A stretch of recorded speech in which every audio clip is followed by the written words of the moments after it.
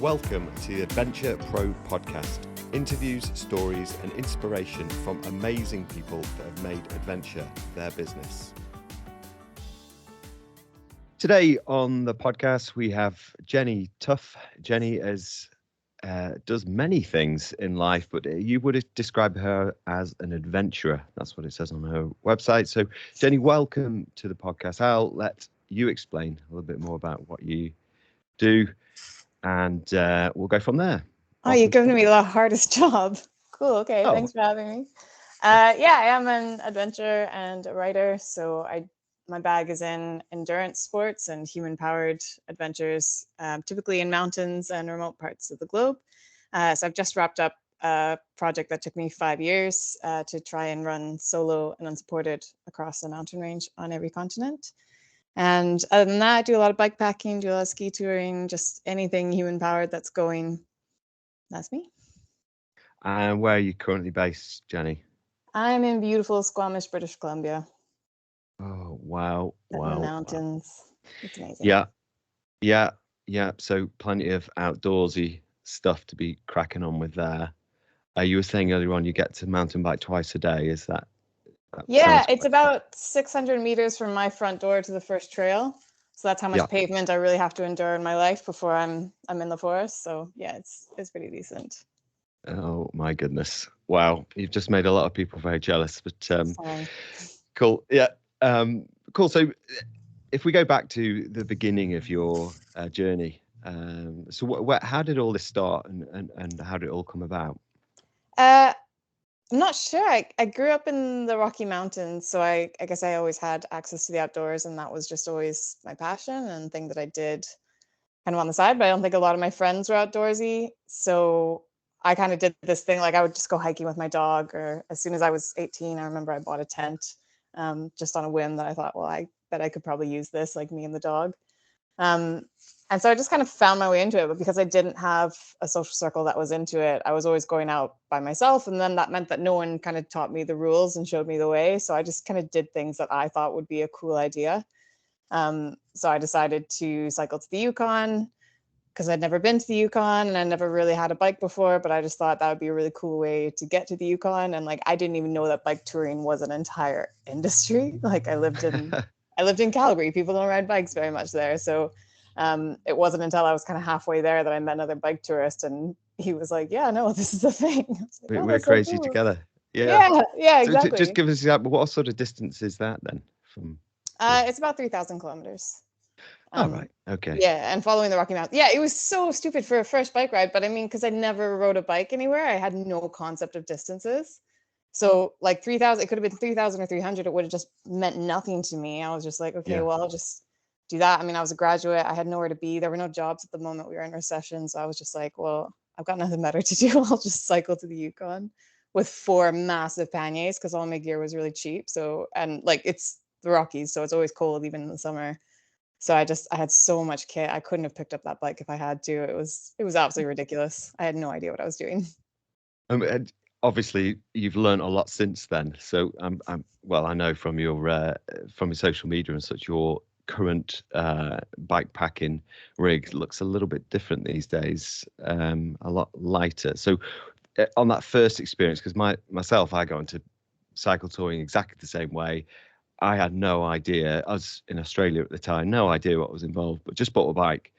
Nice. And it was the wrong bike, and it was the wrong bags, and it was the heavy tent and all those things. And certainly I've trimmed those things down since. But what was the first thing to go from that initial setup on your bike? I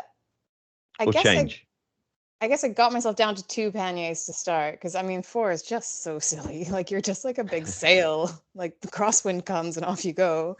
And that did happen to me a few times. So yeah, I think it was I mean, at the time, I was carrying paper books and paper diaries, and now we have smartphones that, you can just have your whole library and your camera and your navigation, like everything is just in your phone, like one little thing. So I think the books saved me a lot of weight, because I'm not going to do a bike tour without books. I mean, I don't know how people would. I can't even fathom. And then just slowly upgrading my kit as I guess I grew up and was able to afford better kit, because just had really cheap kit. Like my sleeping bag did take up one entire pannier. Oh, But it was a sleeping brilliant. bag I'd had since I was, I think, 14 years old. So it just was old technology. So when I got Yeah. a better one, it just takes up less space. Same with tents. Eventually, nowadays I hardly ever take a tent. I just sleep outside and just cut it as fine as I can. But yeah, most of it was just upgrading the gear, I think. Yeah. Yeah. And then, so you come back from this epic adventure, and did you fly back? Did you come back on a plane, or was it? No, I took back then Canada still had the Greyhound bus. We don't have it anymore. So now Uh, there's just like no way to get around Canada without either flying or pedaling it yourself. But yeah, I took a Greyhound bus back. yeah, a Greyhound bus Glamorous. back, and then yeah, really close, but probably easier, isn't it? Can't you just shove them on underneath in the in the Yeah, carriage? I think that one actually had a trailer, and Oh, lovely. there was a Korean bike tourist weirdly on that bus. Like I'd never met other cyclists, and then suddenly I found them everywhere. So yeah, me and this other cycle tourist were on it together. That's all I really remember from it.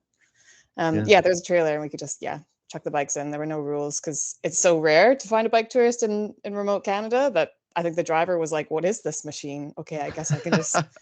Most places they're like they've got all these rules about like you have to deflate the tires and you have to pack it up, you got to put it in a box, and yeah. like it's going to cost you $50 and all that. But it was just the Wild West, so they were like, okay, and just took my bike. Just wang it on and yeah, see where I guess. Yeah, cool. So then you got back from that first adventure, and then what happened? What was that? You got that first taste. What was next? Yeah, I think it was funny because back then I think everyone that I met they said things like, "Good for you, get this out of your system because you're about to go settle down and grow up and Yeah, stuff." And I was like, "Yeah, okay." And then I went to Vancouver and I got a job and I did try to do the grown up thing and I lasted 8 months before I realized it wasn't out of my system. And I booked a one-way flight to Europe and decided to cycle around the Mediterranean. Um, and just kind of make a go of it. And I didn't really have a long-term plan. I didn't really know what I was going to do about money. I just thought, well, I'll figure it out. I'll start a blog. I've heard those are, back then people started blogs to make money. yeah, Um, and yeah, I just kind of left literally on a one-way ticket and no clear idea of what I was doing.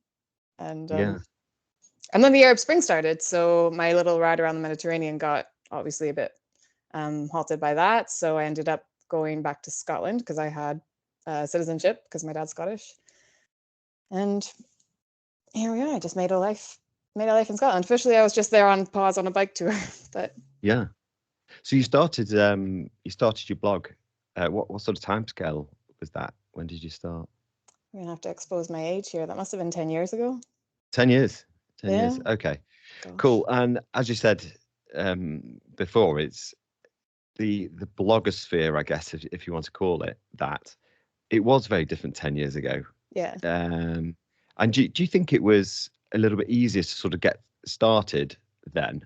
And how do you think blogging how do you think blogging's changed in the past 10 years, say? Um, yeah, I mean, I guess back then there was just kind of one clear formula. That was just you start a WordPress site and you write things into it and you do it once or twice a week.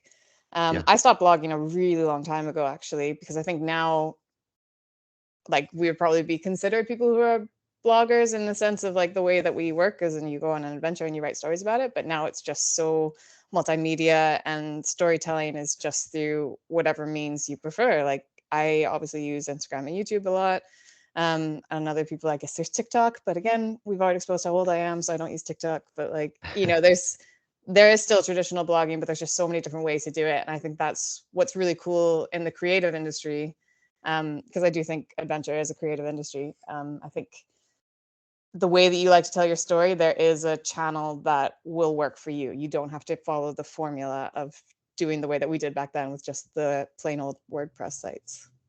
yeah, yeah. That's an interesting take on it, and I'm sure there's lots of people who'll be listening to this podcast thinking, I fancy doing that. So I fancy going on an adventure and then writing about it or making a video about it and somehow generating an income from it. But I guess it just seems like a bit of a pipe dream, I guess. And you are living that currently, and you have been doing for a while now. I'm intrigued to know, was there a point at which you thought, wow, this is good. Like, I can take this further and I can really make a go of this and make a living from having adventures. Yeah, and I did, but it took me a really long time. And I think that's the number one piece of advice that I give to anyone who, I get a lot of young people who email me and say, like, how do I do that? How do I get paid to go on my adventure? And I just kind of say, like, no, like, it just takes so long, and the pay is terrible. Yeah. But yeah, I think it was when I did my first expedition, which I ran across Kyrgyzstan, and that was 1,000 kilometers, and I did that solo with just a little backpack. Um, and I remember I came back from that, and I think I really underestimated what I had done, because I came back to the UK and suddenly I was getting invited to speak at kind of all these festivals, and I got all these writing gigs, and suddenly I was just kind of like thrust into having a lot of work on my plate. And Yeah. yeah, and I was really excited that I just thought, what this I could actually do something with this, and it's not just about the money, but as in I can make this into something meaningful. Um, Yeah. not trying to be on holiday for a living, it has to be valuable to not just me, but other people. So yeah, I think it was back then that I really shut down everything else I was doing and just decided to go it as Jenny Tuff the Adventurer. So, that was maybe 4 or 5 years after I left Canada. So, it didn't Yeah. happen overnight. Yeah. Yeah. Yeah. And was there a certain aspect of you've got to be really consistent with it, because I think that whenever you're starting a new venture, whenever I've started a new venture, it's really easy to get disheartened, isn't it? You do a little bit Yeah. and you write this most amazing email to someone and they don't even get back, or they send a one-line email saying, who are you? Sort of thing. Have you had your fair share of that, do you think? Yeah, absolutely. Mm. You spend a lot of time pitching, and like anyone who's done pitches just knows that they're horrible, and it's just getting a lot of no's until you get a yes. And I still do that today. I mean, I recently, a year ago, got a book deal, and that was cool, but it took me a really long time to get to the point that I was getting a good book deal. And um, and that's just part of life. It's not Yeah. unique to the industry, but yeah, I mean, you'll get a lot of no's. It'll take a long time. Anyone who goes freelance in any industry knows that you'll never feel safe. Like, your income will always be on a little bit of a roller coaster. Of course, this industry is very seasonal. We have the time of year where we do lots of speaking gigs, and then they're kind of gone for a little bit. We have the time of year that we're out on adventures all the time, and then there's shoulder season. So it's very seasonal. There's no consistency to your life. Yeah. And I think that's just, it was like that at the start, and it's maybe a little bit more even now, but I don't think it'll ever be just smooth and boring. Yeah. Yeah. Yeah. And do you think, looking back, there've been some uh there's been a mistake that you've made looking back on your career so far? Yeah, I probably make mistakes all the time. I mean, I'm not Yeah. hanging on to any of them because nothing's really coming to mind, because I think Yeah. Yeah. the point of being a creative freelancer is that you're just always trying new stuff. I hate reading anything that I wrote more than 2 years ago, or anything that I made more than 2 years ago, because like I feel like I'm constantly changing and updating and working really hard on my craft. So the stuff that's old is just really cringy to me. That, God, I was such a bad writer back then. And I know 2 years from now, I'll look at the stuff that I'm doing now and go, "Oof, I was such a bad writer back then." So it's just, um, yeah, I mean, you just got to keep on trying new stuff. But yeah, you learn from it and you move on. I don't hang on to those mistakes and go, Yeah. "Gosh, Yeah. I'll never go back to Durham because I didn't give a very good talk there," or something like that. Like, you Yeah. Yeah. just keep going. Yeah. So your current role, obviously, you're an adventurer, but you said you're a writer, and what sort of percentage of your time is spent now doing the writing aspect, the adventuring aspect, and everything else that you have in your portfolio? I've never actually looked at it in a very sophisticated way. I think obviously over the last 2 years, there's definitely been a lot more time at the laptop than there has been outside. Yeah. Um, but I mean, maybe it's 50-50. It kind of depends. I mean, Mm. even when I'm away, I'm still working. If I've got a phone or an iPad with me, like, I'm still working. And that's the funny and weird, hard thing about being an adventurer, is that the lines are so blurred. Like, I have no idea when I am working and when I'm at play. Like, Yeah. they're the same. And even with writing and doing work, that's something I would be doing anyways. It's something that I enjoy doing. I work with people that I really like, so even my colleagues are friends. Like the lines are so blurred. I have no idea when I'm at work and when I'm at play. So do you always have, for example, for your social media and stuff, do you always have your phone in your pocket ready to take that shot to update your followers and stuff about what you're getting on? No, I'm a terrible influencer. Like I'll go many, many days without opening it or doing anything. And Yeah, and obviously it's sometimes an obligation that I have. Sometimes I go on sponsored trips or something like that, and that is my entire work while I'm there, is to make sure that I update the social media. So sometimes I will knuckle down and care about it a bit more, but I don't want my life to ever be being an Instagram influencer. I don't ever want to be in a position where I think every moment of my day needs to be recorded. I don't think anyone cares what I have for breakfast, so I will never share what I have for breakfast. So no, no. And I think I always set that as a rule at the beginning, to kind of watch myself, that if I ever got to the point that anytime I go out for just a usual run or a climb or something around here, that if I worried about what content I would create while I did just a routine activity, then I think I would be doing it wrong. So yeah, that's kind of my rules, is to keep some boundaries around the social media thing. sure. Yeah. Yeah, it's often. I mean, I use social media for business, and I think anyone needs to do it for business. But I think the point at which it takes over your life, and you can't put it down. I think that's the point. We've all seen the Netflix documentaries and read the books about how Yeah. we're addicted to it. It's quite scary. Um, so in terms of the brands that you work with, it's a bit of a dream, I think, of lots of outdoor professionals to have some brands on board. You're an ambassador. You're taking that brand to the next level, and you're the face of that brand. What sort of tips would you give to people who don't yet have that, and they want to start reaching out to brands, outdoor brands, to see if you can work and partner in the future? I think the main thing to think about is value.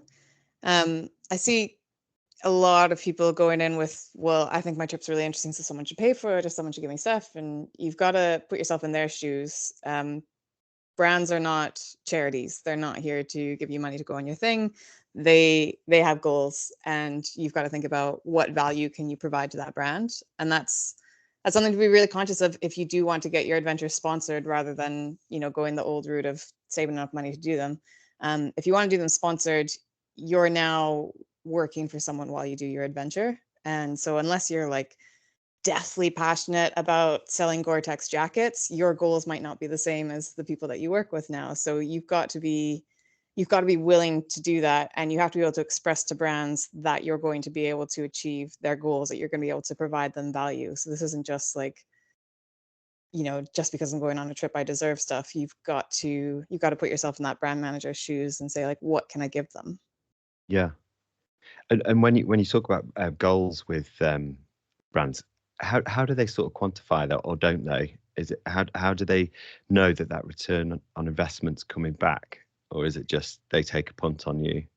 Yeah, they have to. I mean, it's so hard. And I'm definitely not the expert on this one, but I think quantifying anything with digital marketing is just a really difficult game, and it's a long-term game. And it's one of those things of investing in brand awareness, and how on earth do you tally that up at the end of the year? Like, what did we get out of our brand awareness? Yeah, Which is typically what ambassadors are doing. I don't usually do sponsored links like click here and buy the thing. I don't do that very often, and that's the closest that you could ever get to being able to tell. Um, Obviously, the numbers that you do have, like how many followers you have and what their demographics are something that any brand is going to ask before they go into a relationship, and you know, that's kind of, I think, the closest they can get to really counting what your value is and what you're worth to them. But yeah, it's just so hard. Like, you need a crystal ball. It's really hard to quantify that directly. yeah, yeah. Cool. So you say you're currently going mountain biking twice a day. Yeah. Apart from that, what does a day in the life currently look like? Because you just got back from Kendal, haven't you? Yeah. You're talking there. So you got back, bit of a mission getting back, I understand, was it? Bit of a mission getting back. Yeah. Right, but you're there. So what does a day in the life look like for you currently? Um, I mean, probably one of the reasons why I'm a freelance adventurer is that I don't really do structure very well. But yeah, if I'm home, a day in the life will definitely involve a few hours a day in training. Like, the mountain biking thing I'll just do for fun, but I also do have to go to the gym so that my body doesn't fall apart. I'm usually up really early, like I'm a 5 or 6 a.m. type of person. Coffee, get on the emails. Usually that's when I have my meetings, because obviously I'm time zones away from almost everyone I work with. So I tend to get my work done really early, and then try to get outside. Um, it's just, I don't really have a typical day in life. I think I Yeah. would I think I would go nuts if I had a program schedule that every day was the same. Drive me Yeah. crazy. Yes, so I'm presuming that when you have your next adventure lined up, you have that blocked off. Is it months in advance? Has that changed in the current climate we live in? So you're looking, how far in advance are you looking for your next sort of big Yeah, adventure? with the current climate that we're living in, I now don't look very far ahead at all. I mean, I was meant to be flying to sub-Saharan Africa in the first week of January, and I'm pretty sure, as of the news 2 days ago, I'm not going to be doing that. And that's kind Yeah, of, it's been the lesson on COVID, is to just be grateful for every adventure that I have, but don't expect them to go the way that they're meant to go. So yeah, yeah, I'm doing everything last minute now. Like, my whole life is just planned a few weeks in advance, and not more than that, just to avoid disappointment. yeah, Um, yeah, I mean, I definitely know I kind of have my next 12 months of my life, kind of know where I hope to be, but every single one of them, like, tickets are not booked for a single thing, nothing's set in stone, because I just know that we've got to stay fluid right now. And, yeah, it's not a big deal. Like, I've set up my life in a way that I am really dynamic, that I can just, if someone comes up with a really good idea and it's on Wednesday, I can probably make it work and go. yeah. And equally, if another expedition gets canceled because of the pandemic, like, I'll just postpone it. It's not a big deal. So Mm, yeah, mm. just going with the flow. Yeah, brilliant. Um, and what do you think is a common misconception about your well, your role specifically, but more about, you mentioned influencers and you're a rubbish influencer, but um, Terrible. yeah, terrible influence. But what do you think are some common misconceptions that you see day to day? I think there's an assumption that I don't work.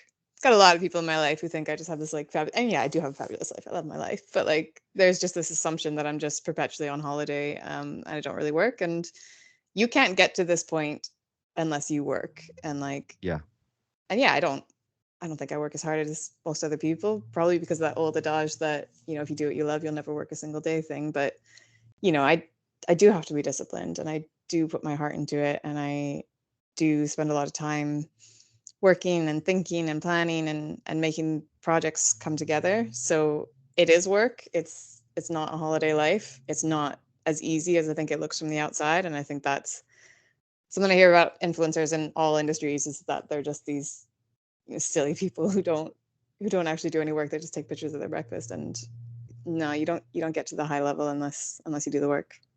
yeah, yeah, yeah, yeah. Consistent work is something that I hear a lot from people who, yeah, you look at them and you think, oh well, they've got it easy. They Yeah. all they do is just do what they want and whatever else. But I think the fact that you've had, you've been blogging for such a long time, and that has to be consistent, doesn't it? I think Yeah. we all think that, oh well, you start blogging and then 2 weeks down the line, oh suddenly everyone's reading it. But Hmm. the fact is they're not at all. Yeah, brilliant. And what do you think, since you started, has been your wackiest job or assignment over the years? I'm pretty selective about taking gigs. Like, normally, and it's a really big luxury that I'm in this position that I get to do this, but normally I have a project and then I find someone to work with for it. So I'm usually in total creative control. I'm usually in control of what the expedition or the journey or whatever it is will be. So it's very rare that I'll do an assignment where someone comes to me and says, "Will you do this thing?"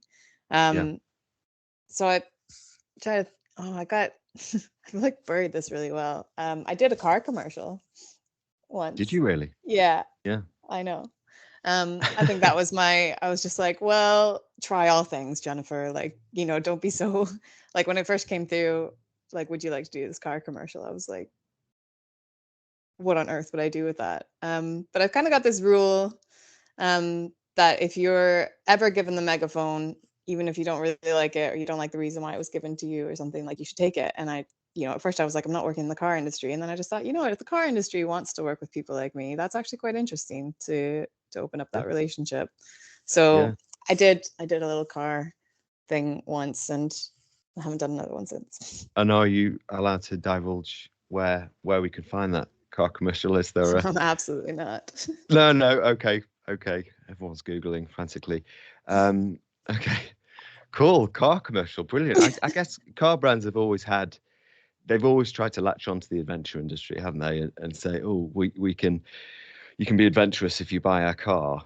Yeah, if you get in the right color, then you're adventurous. Yeah. You think camouflage. Yeah. Okay. Cool. Right. Well, I want to be respectful of your time, Jenny, and Nice. at the end of each one of these podcasts, I ask 3 questions to every guest to sort of get a little bit of consistency through each episode, really. So the first question is, what piece of advice would you give to yourself 10 years ago? Easy. I would tell her you are tougher than you think. Love it. Anything specific? Is there an experience that, because you speak quite openly on your social media about there's more in you and you can always go a little bit harder. Is that what you're referring to? Sort of digging a little deeper. I've always really struggled with confidence ever since I was a kid and still today. So I think that's something that I just have to keep on reminding myself. And, I'm getting better at it, but I'm still a work in progress. Like even on just like a training run, and I go up a mountain and I'll look at it like just on a regular daily basis. I'll look up and I'll go, well, I'm probably not going to get to the top today, or I'm going to have to walk at some point. And I just I do this to myself all the time. And then you get to the top and you're like, right, that wasn't such a big deal. You can do these kind of things. So even on like these small daily basis, or like sending that email that you're just not sure they're gonna like flip you off and like not give you the job, or like up to the grand big expeditions that are actually really huge and scary. That self-doubt, I think a lot of people let that just follow their life around and limit themselves. So that's something that I'm always trying to remind myself to just be brave. Just, you're tougher than you think. Just, you got this. And I wish I had started discovering that way earlier in my life, because I think I would have got here a lot sooner. Right. Brilliant. Wonderful. So question number 2, what valuable resource or resources, for example, a book, YouTube channel, piece of equipment, blog, podcast, app, or other, can you recommend to help others following a similar path to you? And obviously you can make a plug here for your brilliant book, if you so wish. Well, thank you for that segue. Tough Women, yes, is obviously a great resource. But really, I mean, it's people, and this is such a shit answer, and I'm sorry, but like, you got to spend time with other people. I'm just back from Kendall Mountain Festival, going to things like that, being there in person. It's Gloria Steinem who always says the best thing that we can ever do for ourselves is to just sit in the same room as other people. We can't, you can buy all the books that you want, you can read all the blogs that you want, but spending time with other people who also have creative ideas, people who are kind of like going the same way that you're going, or have the same values as you, and bouncing ideas off each other. It's the most valuable thing. You learn so much from each other. So, getting yourself to outdoor environments, whether that's joining a club that does a sport that you're into, or going to the festivals and just meeting other kids, it's just get yourself around like-minded people. Brilliant. Yeah, something that I've certainly tried to address in recent years, and I'm a big believer in that saying, you're the average of the 5 people you spend most time with. So true. Yeah, and they can either lift you up or they can bring you down. Yeah. Cool. And finally, then, what would you like to see change about the industry in which you're in? So we can call that the adventure industry. So what would you like to see change? Definitely diversity, and diversity in all sorts of ways. I think adventure has typically been looked at as this very like macho, big-chested white man who can conquer Everest and having that conquer narrative, really colonial past. I think so diversity in the types of people and the types of bodies and the types of abilities, but also the types of stories that they share. And that was a big part in me, or a big lesson actually in me publishing Tough Women, was just the different styles, voices that, we didn't have the conquering narrative, but we had women from all different scales of sport, from, world-class athletes and record holders down to women who were, finding their feet again after having their kids. Like there was just, everyone was at a different level. But, adventure, like I said, it's creative. There's so many different types of stories, so many different types of people. So I'd love to see the adventure industry to kind of broaden its definition of what is an adventurer and what is an adventure, and just hear more different stories. Fabulous. Absolutely brilliant. Well, Jenny, it's been a real pleasure talking with you today, and hopefully in the future we could consider doing a round two, and it'd be if people want to get in touch with you and find out a little bit more about what you're up to, where's the best place to do that? Social media is Jenny Tough, and so is my website, jennytough.com. Fabulous. Thanks again, Jenny. Take care. Thanks for having me. See ya. Bye-bye. Bye. If you've enjoyed this podcast and want to hear the next one, please subscribe. Please share the podcast with your friends and followers. You can also find the Adventure Pro podcast on Instagram, Twitter, and Facebook at Adventure Pro Pod.